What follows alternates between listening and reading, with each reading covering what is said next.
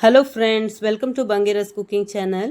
ಇವತ್ತಿನ ರೆಸಿಪಿ ಎಟ್ಟಿ ಮತ್ತು ಸೌತೆ ಕರಿ ಮಾಡ್ತಾ ಇದ್ದೇನೆ ನಾನು. ಎಟ್ಟಿ ಮತ್ತು ಸೌತೆ ಕರಿ ಪದಾರ್ಥ ತುಂಬ ಒಳ್ಳೆಯದಾಗ್ತದೆ ಫ್ರೆಂಡ್ಸ್. ಇದು ಎಟ್ಟಿ ಹಾಕಿ ಎಟ್ಟಿ ಬಟಾಟೆ ಮಾಡ್ತಾರೆ ಮತ್ತು ಎಟ್ಟಿ ಬೆಂಡೆಕಾಯಿ ಎಲ್ಲ ಒಳ್ಳೆಯದಾಗ್ತದೆ, ತುಂಬ ಟೇಸ್ಟ್ ಆಗ್ತದೆ ಪದಾರ್ಥ. ಮತ್ತು ಆ್ಯಶ್ ಗಾರ್ಡ್ ಹಾಕಿ ಮಾಡ್ತಾರೆ. ಇದೇ ಥರ ಮಸಾಲೆ ತೆಗೆದು ಮಾಡಬೇಕು. ಯಾವುದು ಕೂಡ ಹಾಕಿ ಮಾಡ್ಬೋದು. ಸೌತೆ ಇಲ್ಲದ್ರೆ ಇದು ಎಂಥ ಕರ್ಕುಂಬಳ ಹೇಳ್ತಾರೆ, ಬುದು ಕುಂಬಳಕಾಯಿ ಎಲ್ಲ ಹಾಕಿ ಮಾಡಿದರೆ ತುಂಬ ಒಳ್ಳೆಯದಾಗ್ತದೆ. ಹೇಗೆ ಮಾಡೋದು ಅಂತ ಹೇಳ್ಕೊಡ್ತೇನೆ ಫ್ರೆಂಡ್ಸ್. ಅದಕ್ಕಿಂತ ಮುಂಚೆ ನನ್ನ ಚಾನಲನ್ನು ಸಬ್ಸ್ಕ್ರೈಬ್ ಮಾಡದಿದ್ದರೆ ಸಬ್ಸ್ಕ್ರೈಬ್ ಮಾಡಿ ಫ್ರೆಂಡ್ಸ್, ಲೈಕ್ ಮಾಡಿ, ಶೇರ್ ಮಾಡಿ. ನೋಡಿ, ಮೊದಲಿಗೆ ನಾನು ಒಂದು 10 ಬ್ಯಾಡಗಿ ಮೆಣಸು ಮತ್ತೊಂದು 20ರಿಂದ 25 ಗುಂಟೂರು ಮೆಣಸು, ಒಂದು ಸ್ವಲ್ಪ ಒಗ್ಗರಣೆ ಸೊಪ್ಪು, ಒಂದು 1/4 ಚಮಚದಷ್ಟು ಮೆಂತೆ, 1/4 ಚಮಚದಷ್ಟು ಸಾಸಿವೆ ಮತ್ತು ಒಂದು 3 ಚಮಚದಷ್ಟು ಇದು ಕೊತ್ತಂಬರಿ ಬೀಜ ಎಲ್ಲ ರೋಸ್ಟ್ ಮಾಡ್ತಾ ಇದ್ದೇನೆ ನಾನು. ನೋಡಿ, ಸ್ವಲ್ಪ ಎಣ್ಣೆ ಹಾಕಿ ರೋಸ್ಟ್ ಮಾಡ್ತಾ ಇದ್ದೇನೆ. ಎಣ್ಣೆ ಸ್ವಲ್ಪ ಹಾಕಿ ರೋಸ್ಟ್ ಮಾಡೋದ್ರಿಂದ ನಿಮಗೆ ಬೇಗ ಫ್ರೈ ಆಗ್ತದೆ ನಿಮಗೆ. ಅದಕ್ಕಾಗಿ ಸ್ವಲ್ಪ ಎಣ್ಣೆ ಹಾಕ್ತಾ ಇದ್ದೇನೆ ನಾನು. ಚೆನ್ನಾಗಿ ರೋಸ್ಟ್ ಮಾಡಬೇಕು ಇದನ್ನೆಲ್ಲ. ಕೆಂಪಾಗೋ ತನಕ ಚೆನ್ನಾಗಿ ರೋಸ್ಟ್ ಮಾಡಬೇಕು.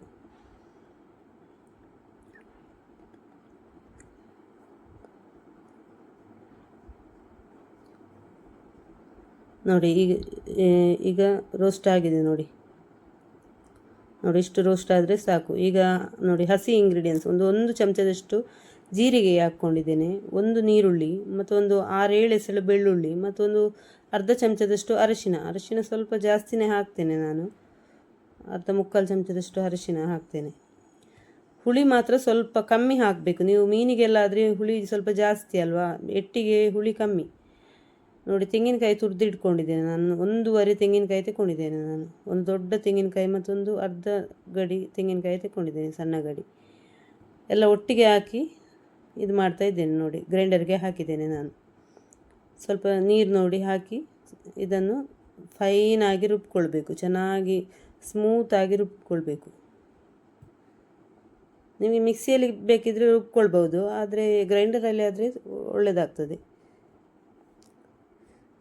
ಗ್ರೈಂಡರಲ್ಲಿ ಮೀನಿದು ಪದಾರ್ಥ ಎಲ್ಲ ಗ್ರೈಂಡರಲ್ಲಿ ರುಬ್ಬಿದ್ರೇ ಟೇಸ್ಟ್. ಅದು ತರಕಾರಿ ಪದಾರ್ಥ ಎಲ್ಲ ಆದರೆ ಅಷ್ಟೊಂದು ಸಣ್ಣ ಆಗಬೇಕಂತೇನಿಲ್ಲ. ಆದರೆ ನೀವು ಮೀನಿದು ಪದಾರ್ಥ ಮಾಡುವಾಗ ನಾನು ಹೆಚ್ಚಾಗಿ ಮೀನಿದು ಪದಾರ್ಥ ಗ್ರೈಂಡರಲ್ಲೇ ಹಾಕೋದು. ನೋಡಿ, ಸೌತೆ ನೋಡಿ ಕಟ್ ಮಾಡಿ ಇಟ್ಕೊಂಡಿದ್ದೇನೆ. ಇದರ ಒಳಗೆದು ಇದು ಉಂಟಲ್ಲ ಬೊಂಡು, ಅದು ಒಮ್ಮೊಮ್ಮೆ ಕಹಿ ಇರ್ತದೆ. ಕಹಿ ಇದ್ದರೆ ಅದು ತೆಗಿಬೇಕಾಗ್ತದೆ ಎಲ್ಲ. ಇದು ಕಹಿ ಇರಲಿಲ್ಲ, ಅಂದರೆ ದೊಡ್ಡ ಸೌತೆ ಆಗಿರೋದ್ರಿಂದ ಒಳ್ಳೆ ಸಿಹಿ ಇತ್ತು, ಹಾಗಾಗಿ ನಾನು ತೆಗಿಲಿಲ್ಲ. ಒಳಗೆದೆಲ್ಲ ಹಾಕಬೇಕು. ಕಹಿ ಇದ್ದರೆ ಅದನ್ನು ಪೂರ್ತಿ ಕಟ್ ಮಾಡಿ ತೆಗಿಬೇಕಾಗ್ತದೆ. ನೋಡಿ, ಈಗ ಸೌತೆಯನ್ನು ಬೇಯಲಿಕ್ಕೆ ಇಟ್ಟಿದ್ದೇನೆ ನಾನು. ಕಟ್ಟೆಲ್ಲ ಮಾಡಿ ಇದು ಬೇಯಲಿಕ್ಕೆ ಇಟ್ಟಿದ್ದೇನೆ. ಅದಕ್ಕೆ ರುಚಿಗೆ ಉಪ್ಪು ನೋಡಿ ಹಾಕ್ಕೊಳ್ತಿದ್ದೇನೆ. ನೀರು ಕೂಡ ಹಾಕ್ಕೊಳ್ಬೇಕು. ನೀರು ಎಷ್ಟು ಬೇಕು ಅಷ್ಟೇ ಹಾಕ್ಕೊಂಡ್ರೆ ಆಯಿತು. ಇಲ್ಲದ್ರೆ ನಿಮಗೆ ಮತ್ತು ಮಸಾಲೆ ಹಾಕುವಾಗ ಪದಾರ್ಥ ನೀರು ಆಗ್ತದಲ್ಲ, ಅದಕ್ಕಾಗಿ ಸೌತೆ ಬೇಯಲಿಕ್ಕೆ ತಕ್ಕ ನೀರು ಇಟ್ಟರೆ ಆಯಿತು. ಮತ್ತು ನಿಮಗೆ ಇಲ್ಲದ್ರೆ ಮತ್ತೆ ತೆಗಿಲಿಕ್ಕೆ ಸಹ ಆಗೋದಿಲ್ಲ ನೀರು, ಅದರ ಪುಲ್ಪೆಲ್ಲ ಇರ್ತದೆ ನೀರಲ್ಲಿ. ಅದಕ್ಕೆ ಬೇಯಲಿಕ್ಕೆ ಎಷ್ಟು ನೀರು ಬೇಕೋ ಅಷ್ಟು ನೋಡಿ ಇಟ್ಟರೆ ಆಯಿತು. ನೋಡಿ, ಈಗ ಅರ್ಧ ಬೇಯ್ತಾ ಬಂದಿದೆ. ಕರೆಕ್ಟಾಗಿ ಬೇಯಲಿಲ್ಲ, ಇನ್ನೂ ಕೂಡ ಬೇಯಬೇಕು. ನೋಡಿ ಗೊತ್ತಾಗ್ತದೆ ನಿಮಗೆ. ಬೆಂದರೆ ಇದು ಸೌತೆ ಉಂಟಲ್ಲ ಒಂಥರ ಟ್ರಾನ್ಸ್ಪರೆಂಟ್ ಆಗ್ತದೆ. ಅಲ್ಲಿವರೆಗೂ ಬೇಯಿಸಬೇಕು ನೀವು. ಇದು ಗಟ್ಟಿ ಉಂಟು. ಈಗ ನಾನೊಂದು 2 ಟೊಮೆಟೊವನ್ನು ಕಟ್ ಮಾಡಿ ಹಾಕ್ತಾ ಇದ್ದೇನೆ ಇದಕ್ಕೆ. ನೋಡಿ, ಒಂದು 2 ಟೊಮೆಟೊ ಕಟ್ ಮಾಡಿ ಹಾಕಿದ್ದೇನೆ ನಾನು. ಇದೆಲ್ಲ ಚೆನ್ನಾಗಿ ಒಟ್ಟಿಗೆ ಮಿಕ್ಸ್ ಮಾಡಿ ಇಡ್ತಾ ಇದ್ದೇನೆ ಬೇಯಲಿಕ್ಕೆ. ನೋಡಿ, ಅಷ್ಟರಲ್ಲಿ ಮಸಾಲ ನೋಡಿ ಸಣ್ಣ ಆಗ್ತಾ ಬಂದಿದೆ. ಇನ್ನೂ ಕೂಡ ಸ್ಮೂತ್ ಆಗಬೇಕಿದೆ. ಇದು ಇನ್ನೂ ಕೂಡ ಫೈನಾಗಿ ರುಬ್ಬಿದರೆ ನಿಮಗೆ ಮಸಾಲ ಕ್ವಾಂಟಿಟಿ ಕೂಡ ಸ್ವಲ್ಪ ಜಾಸ್ತಿನೇ ಆಗ್ತದೆ. ನೋಡಿ, ನಿಮಗೆ ಮಸಾಲ ಎಷ್ಟು ಫೈನಾಗಿ ರುಬ್ತೀರಿ ಅಷ್ಟು ಕ್ವಾಂಟಿಟಿ ಕೂಡ ಜಾಸ್ತಿ ಆಗ್ತದೆ. ನೋಡಿ, ಸೌತೆ ಬೆಂದಿದೆ. ನೋಡಿ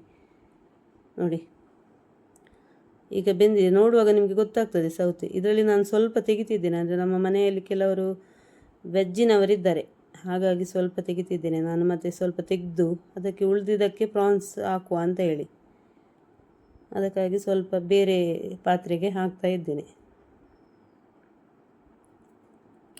ನೋಡಿ ಒಂದಿಷ್ಟು ತೆಗೆದಿಟ್ಟಿದ್ದೇನೆ ನಾನು. ಇದಕ್ಕೆ ನಾನು ಗ್ರೈಂಡರಲ್ಲಿದ್ದ ಮಸಾಲವನ್ನು ಹಾಕ್ತೇನೆ. ನೋಡಿ ಇದಕ್ಕೆ ಉಳಿದಿರೋದಕ್ಕೆ ನಾನು ಪ್ರಾನ್ಸ್ ಹಾಕ್ತಾ ಇದ್ದೇನೆ. ಪ್ರಾನ್ಸ್ ನಿಮಗೆ ಬೇಯಲಿಕ್ಕೆ ತುಂಬ ಹೊತ್ತಿಲ್ಲ, ಅದು ಮಸಾಲದೊಟ್ಟಿಗೆ ಕೂಡ ಬೇಯ್ತದೆ, ಹಾಗಾಗಿ ತುಂಬ ಹೊತ್ತೇನಿಲ್ಲ ಬೇಯಲಿಕ್ಕೆ. ನೋಡಿ ತರಕಾರಿಗೆ ನಾನು ಮಸಾಲ ಹಾಕಿದೆ, ನೋಡಿ ತರಕಾರಿಗೆ ತೆಗೆದಿಟ್ಟಿದ್ದೆ ಅಲ್ಲ, ಅದರಲ್ಲಿ ಮಸಾಲ ಹಾಕಿದೆ. ಉಳಿದಿರೋ ಮಸಾಲ ಗ್ರೈಂಡರಲ್ಲಿ ಉಂಟು, ಸ್ವಲ್ಪ ಸಣ್ಣ ಆಗಲಿ ಅಂತೇಳಿ. ತರಕಾರಿಗೆ ಆದರೆ ಅಷ್ಟೊಂದು ಸಣ್ಣ ಆಗಬೇಕಂತ ಇಲ್ಲ, ಅದು ಎಟ್ಟಿಗೆ ಸ್ವಲ್ಪ ಸಣ್ಣ ಆಗಲಿ ಅಂತ ಬಿಟ್ಟಿದ್ದೇನೆ.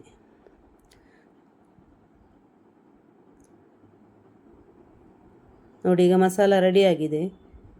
ನೋಡಿ ಮಸಾಲ ರೆಡಿ ಮಾಡಿ ಇಟ್ಟಿದ್ದೇನೆ ನಾನು. ಎಟ್ಟಿಗೆ ಹಾಕ್ತಾ ಇದ್ದೇನೆ, ಗ್ರೈಂಡ್ ಮಾಡಿದ ಮಸಾಲವನ್ನು ಹಾಕ್ತಾ ಇದ್ದೇನೆ. ನೋಡಿ ನಿಮಗೆ ನೀರು ಎಷ್ಟು ಹದ ಬೇಕು ನೋಡಿಯೇ ಸೌತೆ ಬೇಯಲಿಕ್ಕೆ ಇಡಬೇಕು.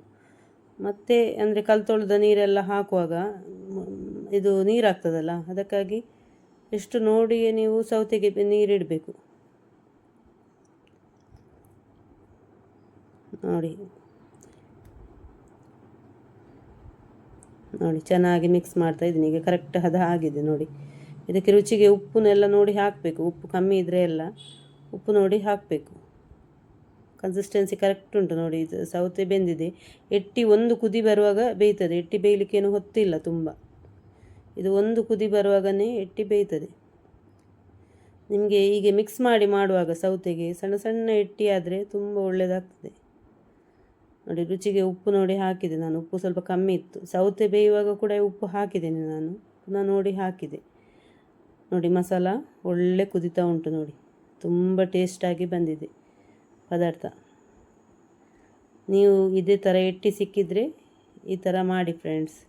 ಸೌತೆ ಮತ್ತು ಬೆಂಡೆಕಾಯಿ ಇಲ್ಲದ್ರೆ ಆಲೂಗೆಡ್ಡೆ ಯಾವುದು ಕೂಡ ಹಾಕಿ ಮಾಡ್ಬೋದು. ಎಟ್ಟಿಗೆ ಕಾಂಬಿನೇಷನ್ ತುಂಬ ಚೆನ್ನಾಗಿರ್ತದೆ.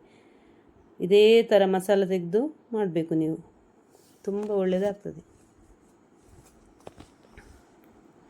ನೋಡಿ ಹೇಗೆ ಬಂದಿದೆ ನೋಡಿ ಪದಾರ್ಥ, ತುಂಬ ಚೆನ್ನಾಗಿ ಬಂದಿದೆ. Thank you friends.